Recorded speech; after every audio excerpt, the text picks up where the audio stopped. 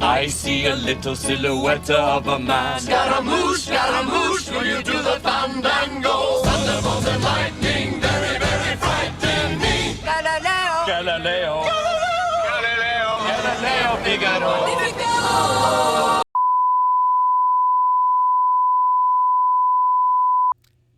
Hello everyone, my name is Kiwi and welcome to the Geek Report, the pop culture recap show that's finally learning what engaging content is and starting the episode out with the memes. With that being said, let's get started with the recap. If you watched last week's Geek Report, you'll recall Microsoft announced a sweepstakes where participants can win a Deadpool and Wolverine themed Xbox Series X that comes with Deadpool butt controllers. I don't know about all of you, but I thought that the sweepstakes was going to be the craziest promotion for Deadpool and Wolverine. As it turns out, we all stand corrected, because Microsoft has announced that a Wolverine-themed controller that features Wolverine's ass is being made as well.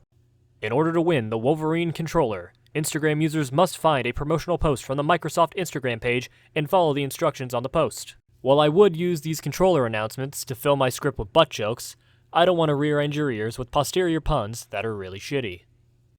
Oh, brother, this guy stinks! In other news, the long-awaited Deadpool and Wolverine has officially released to overwhelming praise. The movie currently sits at a 79% from critics and a nearly unfathomable 98% from audiences on Rotten Tomatoes, and has reportedly made over $100 million already. It's safe to say that Deadpool and Wolverine will be the highest-grossing movie of this year and give Marvel the win they so desperately need after multiple years of mediocre showings. Let's shift over to DC and focus on Joker. Fuck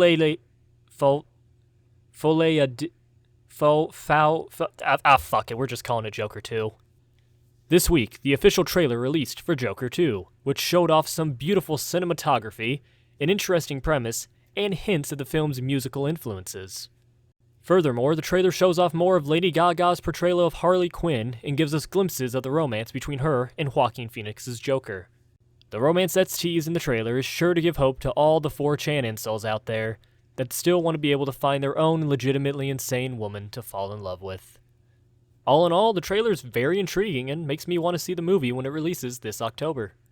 To continue with the trailers for this week, we received the final trailer for the upcoming Borderlands movie.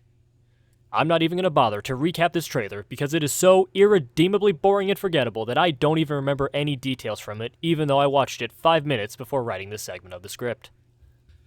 The best thing that I can say is that the Borderlands movie looks like a very cheap ripoff of the Borderlands video games, which are painfully boring games that could only be enjoyed by people with the same IQ as a half-eaten Raspberry Pop-Tart. Stupid. They're not. What's 9 plus 10? 21. You stupid. If I were you, dear viewer, I would wholeheartedly skip this one when it releases on August 9th. This Thursday, Paramount released the official trailer for the upcoming film Transformers 1, which is sure to excite every middle-aged man-child who grew up watching the original cartoon.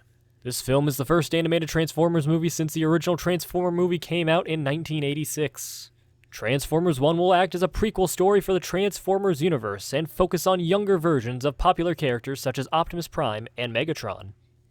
Personally, I don't really care about this franchise because I'm not 46 years old. However, I imagine that Transformers fans will surely enjoy this movie when it releases in September. In other news, the city of San Diego has seen a large uptick in disgusting body odor recently, which can mean only one thing. Comic-Con has finally come again. The San Diego Convention Center is now acting as the mecca for all socially inept people in the world that would much rather argue about whether Marvel or DC are superior instead of getting laid. The first major Comic-Con news has come out on Friday when Amazon graced and/or cursed us with a new trailer for Rings of Power Season 2. I would try to discuss the trailer, but my overwhelming sense of apathy and disregard at the complete butchering of Tolkien's work has made it difficult to remember any points or details after viewing it. So far, the trailer is receiving both praise and contempt from viewers, which isn't surprising considering how divisive the previous season of the show was. In my personal opinion, I think the trailer for Rings of Power Season 2 doesn't give the show any feeling of being a part of Tolkien's story, which isn't really surprising since Amazon didn't even have the rights to adapt Tolkien's work. I know that I will definitely be skipping the show once more when it releases at the end of August. Unless you all want me to review Season 2, then I may be willing to suffer through both seasons of the show. I guess you better leave a like and comment if that's what you want to see. In the gaming scene, we got some shocking news that the International Olympic Committee has voted yes to create the official Olympic esports games.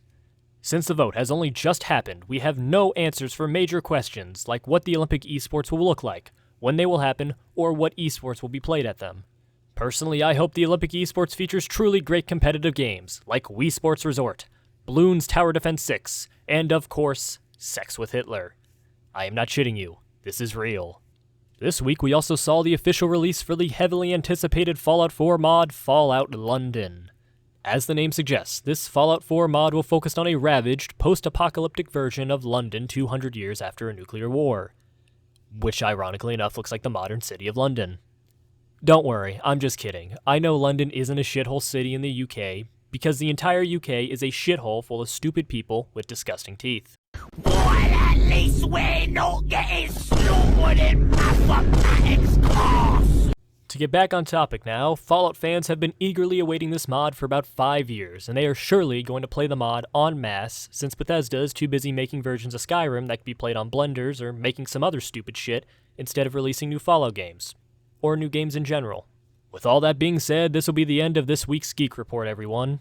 Make sure to keep your eyes on the channel because my review of Deadpool and Wolverine will hopefully be coming out in the next few days. And of course, don't forget to like the video, comment your thoughts, and subscribe if you enjoy the content.